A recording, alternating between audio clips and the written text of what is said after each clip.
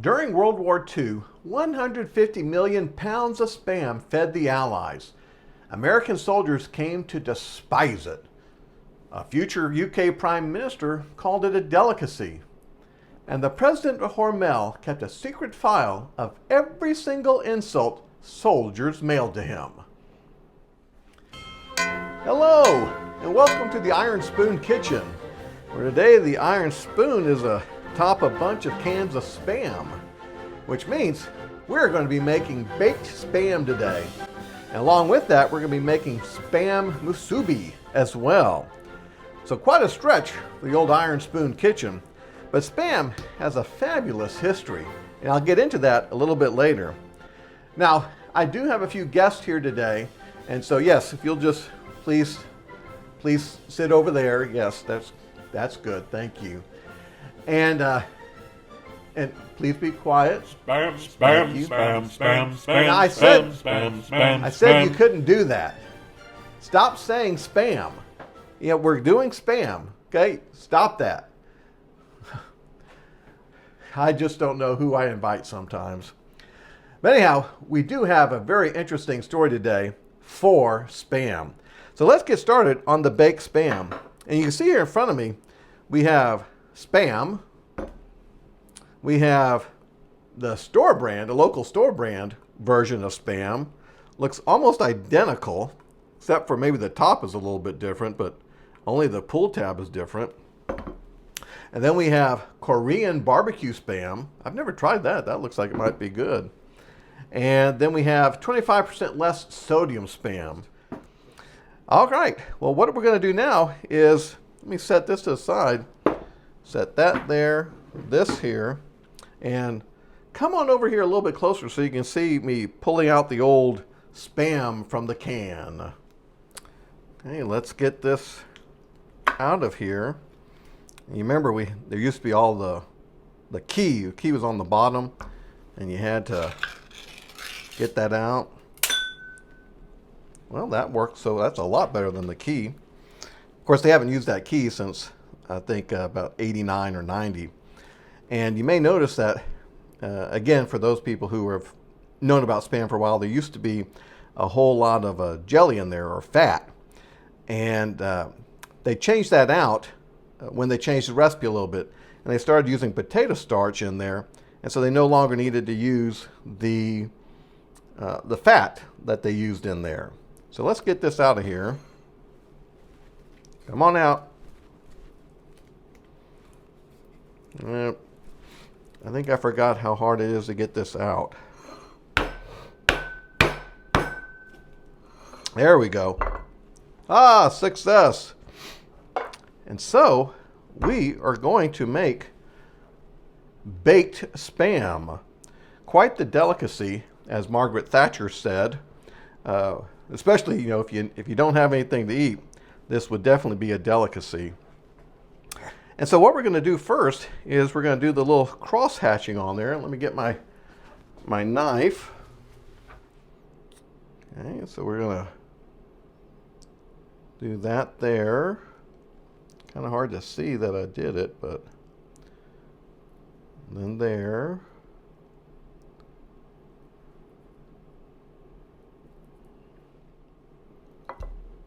Okay. Kind of hard to see where I did it, but looks like I did it right. Now we're going to add our little cloves to it like we would for a ham. We got our cloves in. So now what we're going to do is to make the sauce that's going to go on this. And we're going to make the glaze, and the glaze is pretty much what you would have for a regular ham. And so I've got 1/3 cup of brown sugar here.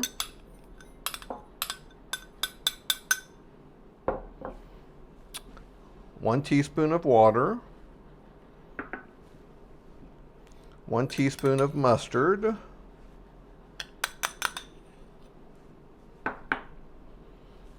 A 1/2 teaspoon of vinegar. And then we'll just stir that up. Okay, that's looking pretty good.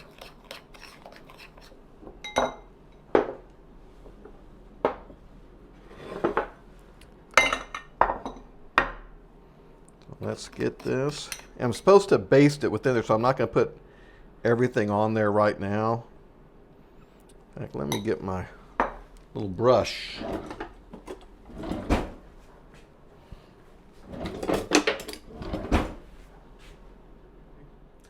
That does look like a delicacy. Hey, I'm going to put this in the oven at 375 for about 20 minutes, and I'm going to baste it in between. And while I'm doing that, let me tell you a little bit about the history of Spam. Spam has quite the unique history, and it was started by George A. Hormel. Here's a picture of him from about 1924. And he was a businessman, and he was born in 1860.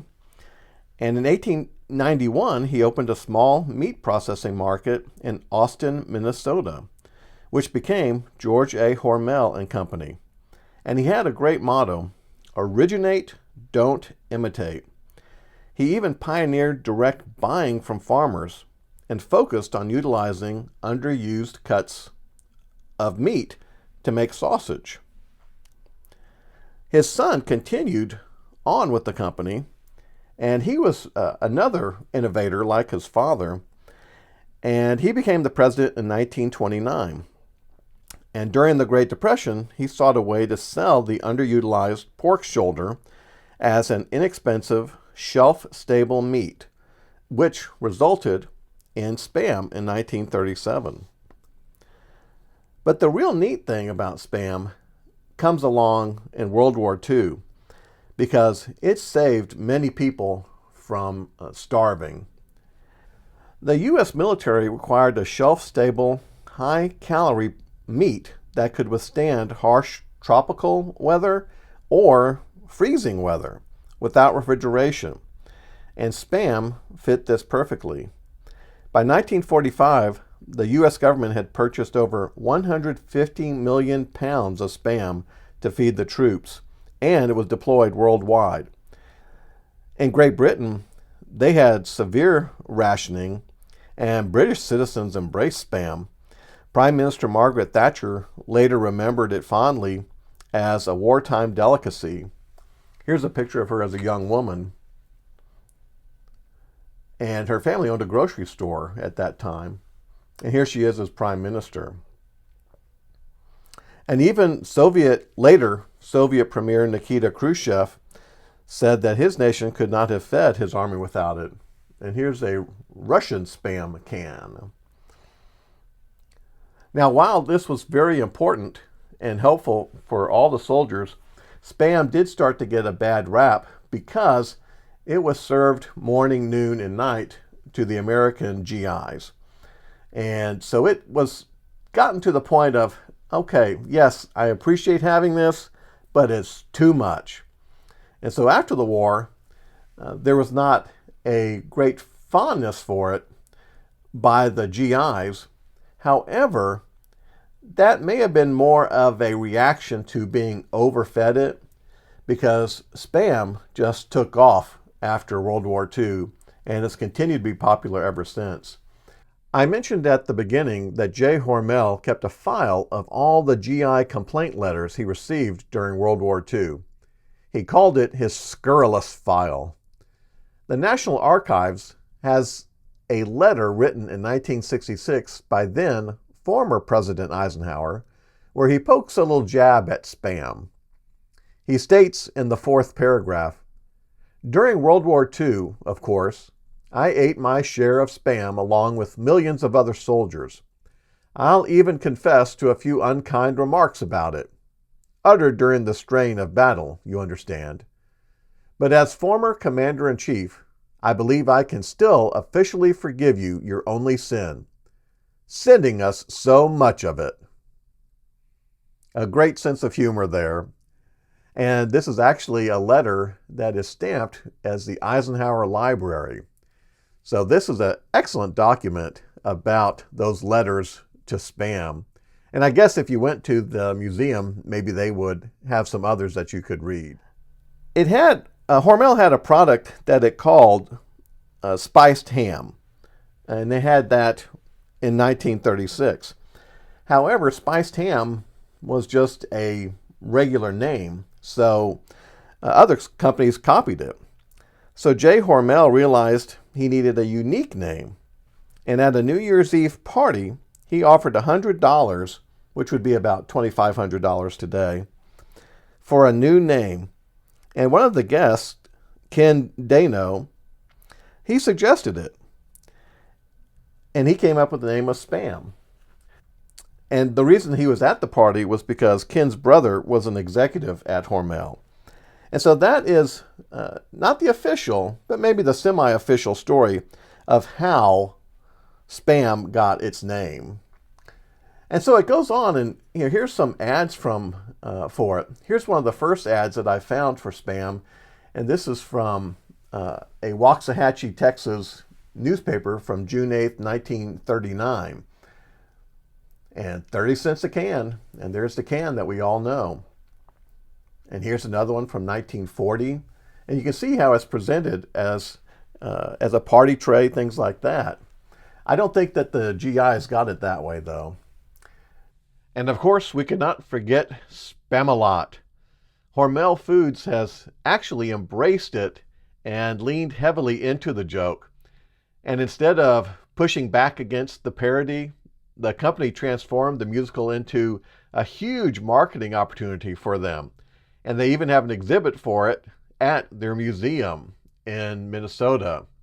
And in case you don't know, Spamalot is a hilarious and even won a Tony Award musical, which they just ripped off their own classic film, Monty Python and the Holy Grail, parodying King Arthur's quest for the Holy Grail.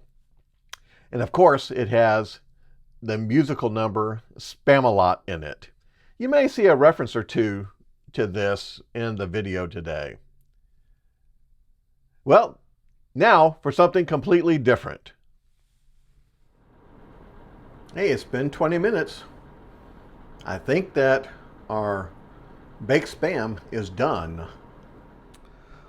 Now it's time to make our Spam musubi, which I had never heard of until a couple of weeks ago when I started to do this research. And it is a type of sushi that became very popular in Hawaii, first in the 1970s, and then became even more known in the 1980s. And in the 1980s, Barbara Funamura is credited with making it popular. But it was first documented in the 1970s by Mitsuko Kaneshiro.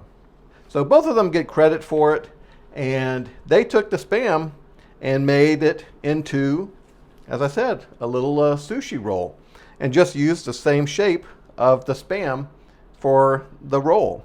So the first thing we're going to do is just cut up a little bit of the Spam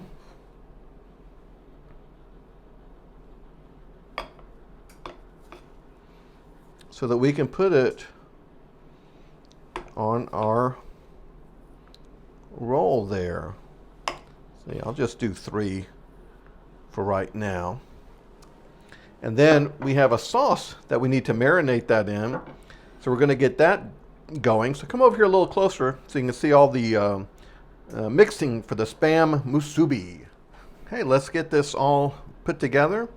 And we're going to go ahead and start with garlic. We have 1 clove of garlic minced. A little bit of fresh, this is a 1/2 teaspoon of ginger. 1/3 cup of brown sugar.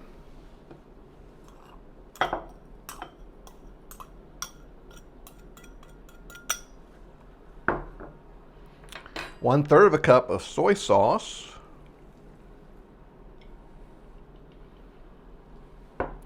And we're going to mix that all together. We'll let that marinate for about 30 minutes. That's what it says on the recipe. So I'll be back then. While our Spam is marinating, I did promise my guests that I would let them ask a few questions. So, are there any questions from anybody? Yes, I have a question. I was wondering what are the different varieties or ways that you can serve Spam? Well, you can do the traditional eggs, bacon, and Spam. Yes. What about Spam, eggs, and Spam, and bacon and Spam? Oh, yes, that works too. And would Spam, bacon, Spam, eggs, Spam work also? Yes, that is possibly the best combination. But my favorite is Spam, eggs, Spam, and Spam. Oh, I think that one's my favorite. I thought you would like that too. Spam, spam, Now, spam, stop the spam, chanting. spam, spam. My goodness. Well, we've got to get back to the cooking, so I'm sorry I can't take any more questions, but those were very good ones. Back to the Spam. Well, here's our piece of Spam. I'm going to make that a little bit smaller to fit my mold. Put the rice here on top. I didn't have a mold, so I'm just using this cookie cutter. Ordinarily, you'd have a rectangular mold for that. You press it down so it can compact. Put a little bit more in there. And this rice is cold. It has a little bit of sugar in it, a little bit of vinegar. Hey, that worked. Now we'll get our piece of nori here. Let's get one that's more complete. Uh-oh. Don't fall on me now.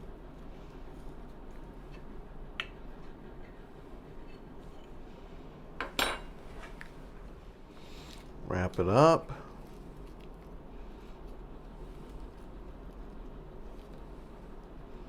And there we have our musubi.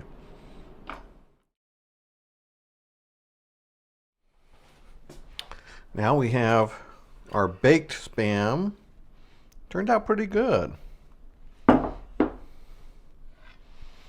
Let's slice that up. See, I think I'll do it from this angle here. Well, the cross hatching worked. You can see that. Oh yeah. Okay, excellent. Now, let's give it a little bit of a taste. So this has that glaze on it with the brown sugar. That is excellent. That glaze you could use on anything. It may not be something that you put out for Christmas, but if you want to take Spam and take it up a few notches, this is the way to go, without a doubt. So now let's try our musubi from Hawaii.